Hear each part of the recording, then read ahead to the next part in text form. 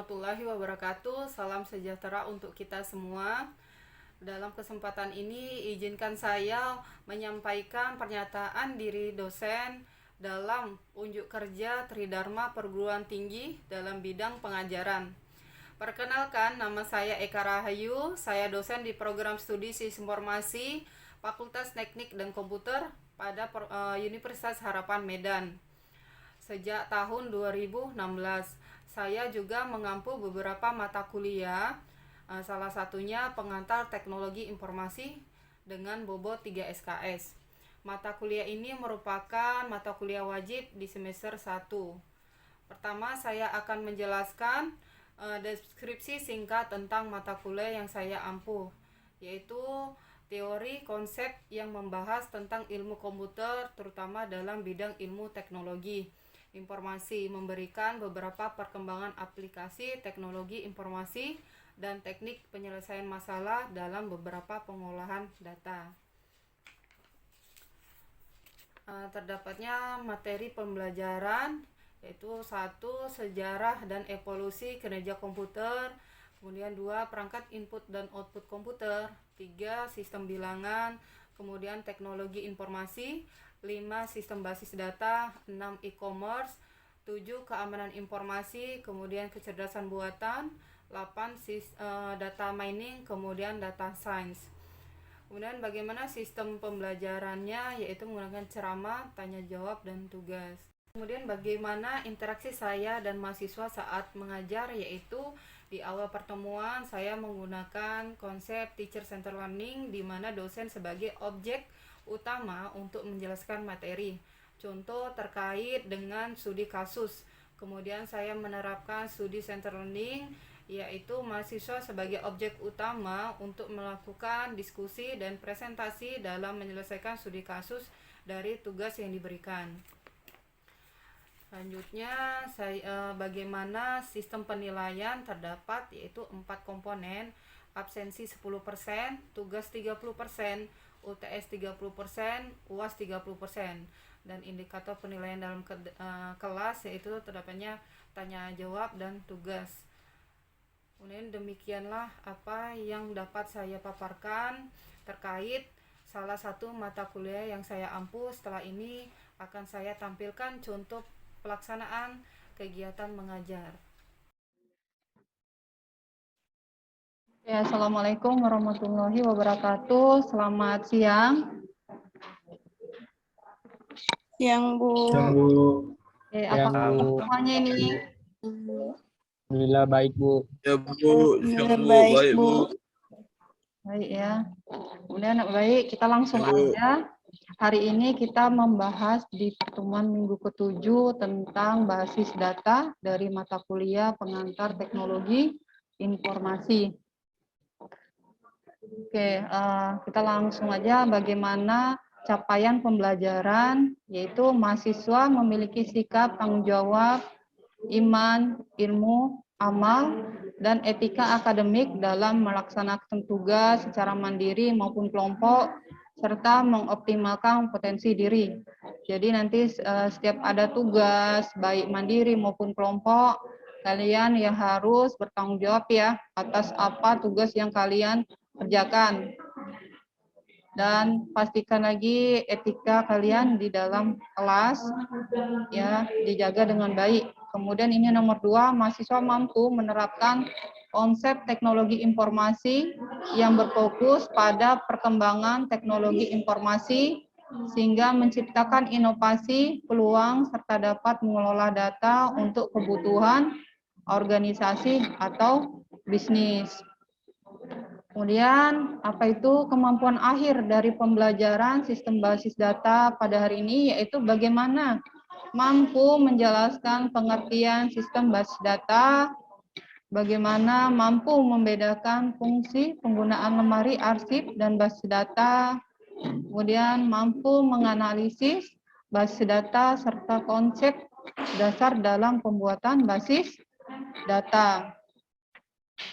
Nah, ini pernah sebelumnya kalian mendengar apa itu sistem basis data? Ibu coba bertanya, siapa yang bisa kasih tanggapan? Apa sih itu sistem basis data?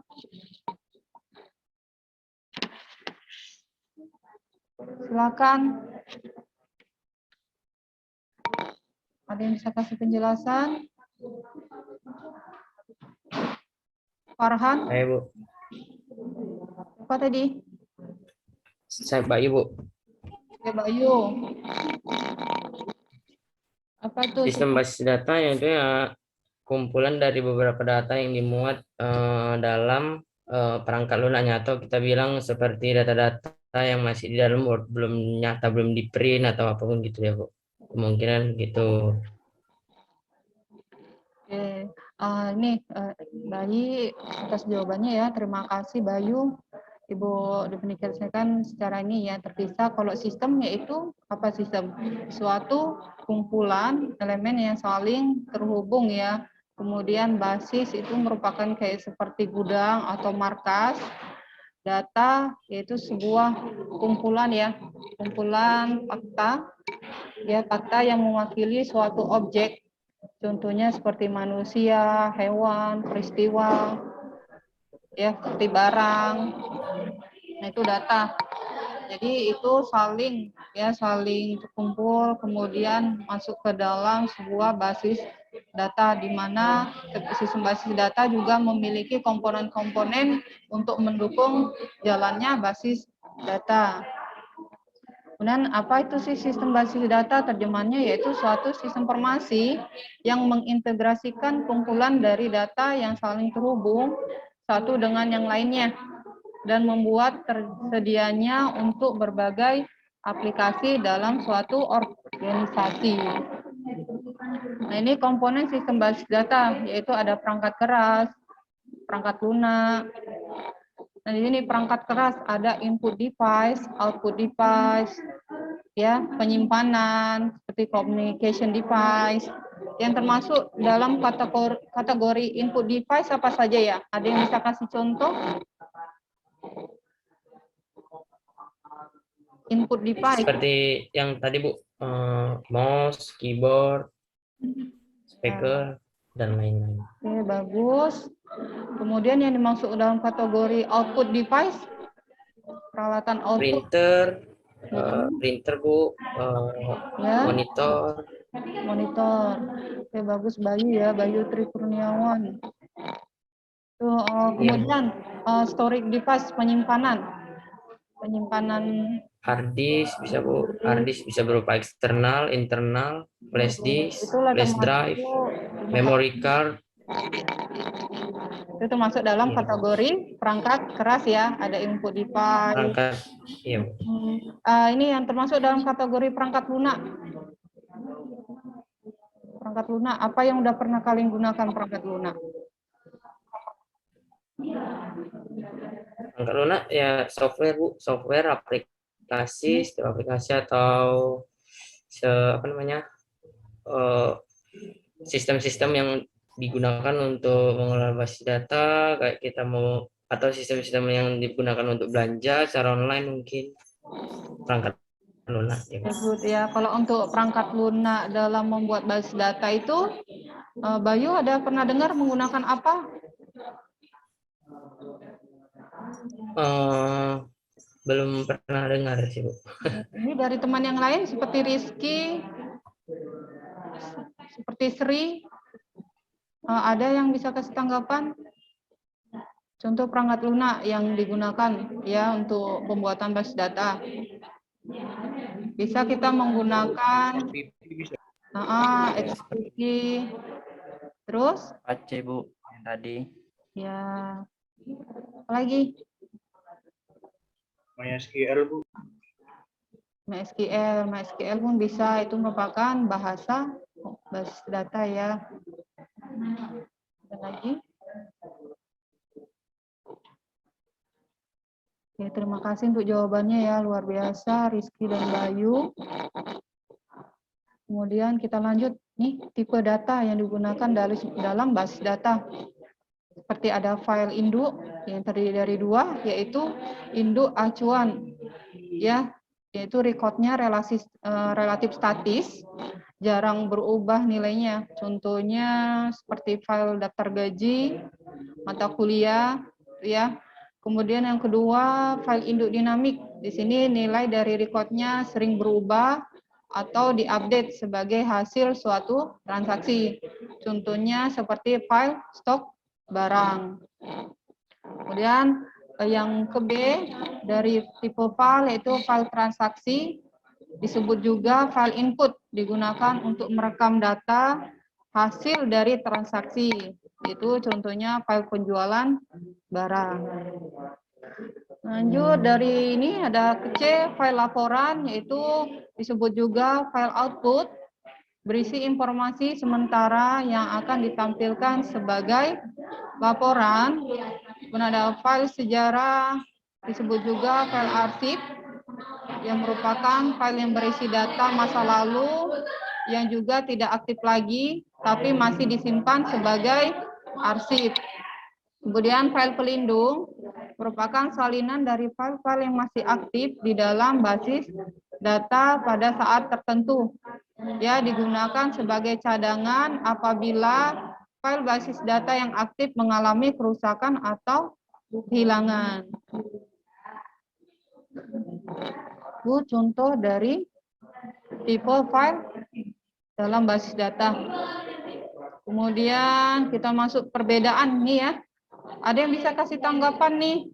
Apa perbedaan lemari arsip dan basis data?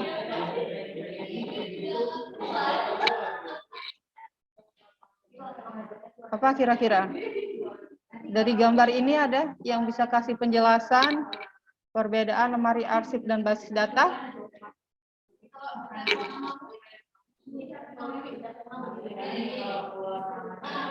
Saya Bu. Ya, Bayu, silakan. Kalau lemari arsip dia Bu, kumpulan dari beberapa data yang telah jadi, ibaratnya bisa kita pegang. Dia udah terlihat, bisa dipegang, juga bisa kita susun kan. Jadi disusun dalam lemari itu dia Bu. Itu kalau lemari arsip. Kalau basis data dia kumpulan dari beberapa data gitu. Itu bagus. Ada lagi yang bisa kasih pendapat lain? Saya Bu, Oke, Rizky, silakan. kalau menurut saya lari arsip itu seperti yang dibilang baik tadi, dia bisa udah dalam bentuk apa namanya dokumen, dan kalau basis data dia dalam bentuk, dia bisa disimpan dalam memori.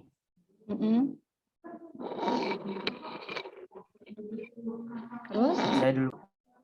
Oke, terima kasih ya, luar biasa untuk dari tanggapan Bayu dan Rizky tentang perbedaan lemari arsip dan basis data. Ya, sebenarnya tujuannya sama-sama menyimpan dokumentasi, tapi dalam bentuk beda ya. Kalau lemari arsip dia lebih cenderung menyimpan dalam seperti hard copy. Ya, datanya bisa kita pegang nih dalam bentuk nyata. Sementara basis data kan datanya berupa file nih, ya kan? Laporan-laporannya seperti KRS. Kalau lemari arsip KRS kalian bisa di print ya, di print kalian masukkan ke dalam lemari. Sementara basis data KRS kalian dalam berupa bentuk file.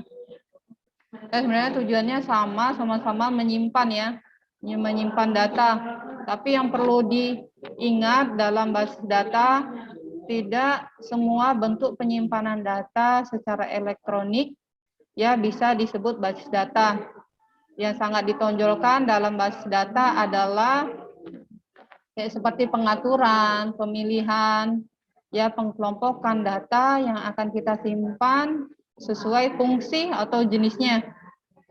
Dan pemilihan pengelompokan ini dapat berbentuk seperti sejumlah file splittable terpisah dalam bentuk pendefinisian kolom atau field data dalam suatu file. Itu tadi perbedaannya dari lemari arsip dan basis data. Kita lanjut. Ini udah tadi dijelaskan ya, Mas. Nih, langsung kita masuk ke tujuan dibangunnya basis data, yaitu kecepatan dan kemudahan, kemudian bagaimana efisiensi ruang penyimpanan, kemudian bagaimana keakuratan sebuah data, dan ketersediaan ya data, karena sudah ini ya sudah dilengkapi dengan seperti kode dalam ya penginputan data di dalam database. Kemudian ada keamanan, kebersamaan pemakai, karena di sini mungkin sifatnya multi user, jadi siapapun bisa dapat menggunakan. Dan kemudian ini kita masuk tahapan desain pangkalan data. Pertama, membuat tabel dan kolom dari entitas dan atribut. Ini bagaimana kita menentukan kolom ini ya, data yang disebut entitas, dan dari entitas kita masukkan ke dalam kategori apa aja sih atribut dari entitas. Kemudian memilih primary key, dalam satu tabel harus memiliki primary key sebagai kunci utama. Kemudian merepresentasikan hubungan, ini bagaimana merelasikan hubungan ya dari tabel ke tabel. Kemudian menetapkan batasan, ini batasan atribut dalam kita konsep pembuatan basis data, berapa misalnya nama, berapa size-nya. Kemudian memberikan kembali kriteria normalisasi. Nah, ini kita pelajari nanti tahapan normalisasi ya, ada 3. Mohon di-mute suaranya Muhammad Abdillah. Nah, kita lanjut, apa itu model data? Ya, model data merupakan suatu cara untuk menjelaskan bagaimana pemakai dapat melihat data secara logik. Jadi di sini ada model data berbasis objek, merupakan data dan relasi yang menjelaskan hubungan logik antar data dalam suatu basis data. Nah, Ibu contohkan di sini ada 2, yaitu entity relationship model dan semantic model. Yang pertama, entity relationship model, yaitu model untuk menjelaskan hubungan antar data dalam basis data berdasarkan persepsi bahwa dunia nyata terdiri dari objek-objek dasar yang mempunyai hubungan atau relasi antar objek tertentu. Nah, di sini kita tadi ya ada membahas tentang entitas dan atribut. Mungkin kalian dari tadi bertanya-tanya apa itu yang dikategorikan termasuk entitas dan atribut. Ini entitas yaitu suatu objek yang dapat dibedakan dari objek-objek lainnya. Nah, tadi ada strong entity, entity kuat. Ya. Di sini dicontohkan seperti mahasiswa. Ya, entity strong berarti tidak ada kaitan ya, kaitan dengan entity yang lainnya. Itu contohnya entity strong. Kemudian ada weak entity. Di sini di mana entity memiliki tergantungan ke entity yang lain seperti hobi. Hobi dimiliki dari yaitu si mahasiswa. Kemudian di sini ada atribut, yaitu sifat atau karakteristik yang digunakan untuk mendeskripsikan suatu entitas. Ada di sini yaitu simple atribut, ya atribut biasa. Ya, atribut biasa di sini kita gunakan yaitu contohnya atribut dari mahasiswa. Ya, data dari mahasiswa seperti apa? Yaitu nama, alamat, jenis kelamin, ya. Tapi yang sering digunakan dalam atribut biasa ini seperti kayak dia tidak memiliki ya, dia tidak memiliki suatu cabang tertentu, yaitu intinya atribut yang memiliki nilai pasti, ya, yang tidak bernilai ganda. Ya, contohnya seperti apa? NIM, NIM kan tidak boleh ganda ya, tidak boleh sama dengan mahasiswa yang lainnya kan. Kemudian ada komposit atribut, yaitu atribut gabungan. Ini seperti ini ya, atribut gabungan seperti nama. Kita dibuat sini nama, kemudian gabungan dari atribut yang lain. Nama ada nama depan dan nama belakang. Kemudian ada multi value attribute. Ya, di sini dikategorikan yaitu merupakan yang memiliki nilai nilai bisa lebih dari 1. Contohnya misalnya mahasiswa memiliki memiliki nomor handphone ya. Memiliki handphone lebih dari 1, maka kita menggunakan simbol multi value attribute. Kemudian yang menggunakan derive derive di sini yaitu atribut yang saling yang memiliki nilai dapat diperoleh dari nilai atribut lain. Misalnya umur. Umur didapat dari atribut lain, yaitu apa atributnya? Atribut tanggal lahir. Atribut tanggal lahir, maka didapatlah berapa umurnya. Kemudian di sini yang terakhir key atribut. Key atribut ini kunci atribut. Kita menggunakan simbol seperti ini, contohnya apa kira-kira key dalam suatu entitas mahasiswa, ada isi atributnya yaitu seperti nama, alamat, NIM, jenis kelamin. Yang jadi kunci utama apa? Ada yang bisa jawab? Yang jadi kunci utama di dalam entitas mahasiswa. Rizky? Nama, Bu. Ada yang lain? Yang jadi kunci utama. Kunci utama ini suatu yang unik, yang tidak dimiliki sama yang lain, sama mahasiswa lain. Hanya dia yang memiliki ini. Gitu. Apa itu? Sifat, Bu. Apa? Sifat. Ini kita masukkan ke dalam atribut mahasiswa ya. Apa kira-kira? Selain nama, NIM, Bu. alamat. Nah, siapa tadi yang jawab? NPM. Ya, ini atau NPM ya. Dan MPM, Bu. NIM atau NPM itu tidak dimiliki oleh mahasiswa yang lain. Yang lain. Itu hanya dimiliki satu mahasiswa sebagai identitas diri. Dan kita lanjut, entity relationship diagram atau bisa dikatakan IRD ya singkatannya, yang menggambarkan hubungan antar entitas dan struktur logika dari pangkalan data yang akan dibangun secara grafik. Nah, ini contohnya. Untuk entitas di sini seperti ini ya. Atribut, elips, relasi, blok ketupat ya. Ini contoh-contohnya menghubung entitas dengan atribut. Kita menggunakan garis. Dan kita masuk bagaimana model relational data di sini, yaitu berisikan baris berisi data tentang entitas.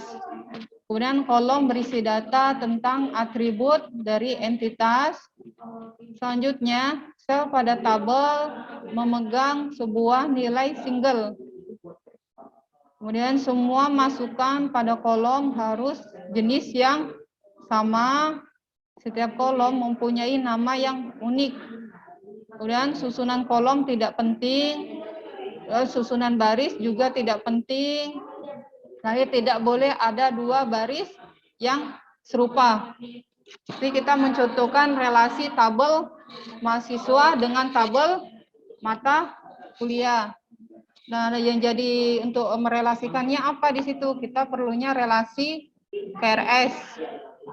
Ya, di dalam tabel KRS di situ terdapat ada kode mata kuliah dan NPM ya. Dan NPM kalian. Jadi di dalam tabel relasi tadi yaitu KRS, NPM di dalam tabel KRS itu tidak boleh berbeda ya dengan NPM yang ada di dalam tabel mahasiswa. Tuh size-nya dari segi sini ya. Dari segi namanya, kemudian ini harus sejenis yang sama ya, semua masukan pada kolom harus jenis yang sama. Kita lanjut, ini contoh relasi entitas mahasiswa dengan entitas mata kuliah. Contohnya di sini mahasiswa sebagai entitas. Nah, atributnya apa di sini? NIM, nama, alamat. NIM sebagai tadi apa? NIM NPM, Bu. NIM, ya NTPM. Dia bertindak sebagai atribut. Ya, atribut. Atribut penting. Kalau nama, atribut apa bisa kita kategorikan?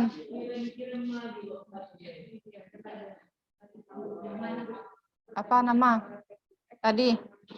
Nama bisa kita masukkan ke dalam atribut komposit ya. Karena nama kan ada nama depan, ada nama tengah, ada nama belakang. Kemudian alamat juga bisa kita masukkan ke dalam atribut komposit.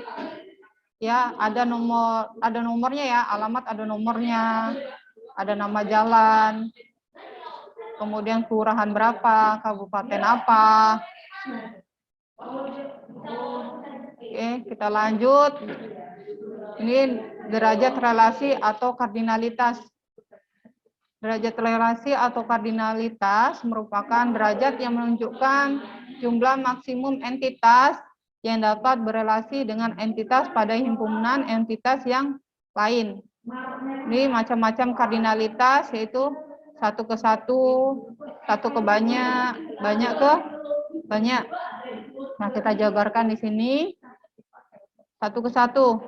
Setiap entitas pada himpunan entitas A berhubungan paling banyak satu entitas pada himpunan entitas B.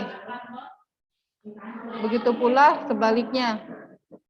Misalnya di sini satu universitas dipimpin satu rektor. Ada yang bisa ngasih contoh yang lain? Relasi seperti ini, satu universitas dipimpin satu rektor ya contohnya. Ada yang bisa kasih contoh? Hubungan Saya, Bu. Silakan. Satu negara dipimpin satu presiden di sana. Good, ya satu. Ada lagi? Satu negara dipimpin satu presiden. Itu contohnya negara Indonesia. Kalau perusahaan, Bu. Perusahaan dipimpin satu Pimpinan. satu direktur. Sekolah dipimpin kepala sekolah. Oke. Rektor 1, rektor 2. Oke, kita lanjut ya. Terima kasih jawabannya. Kita lanjut dari satu ke banyak, one to many.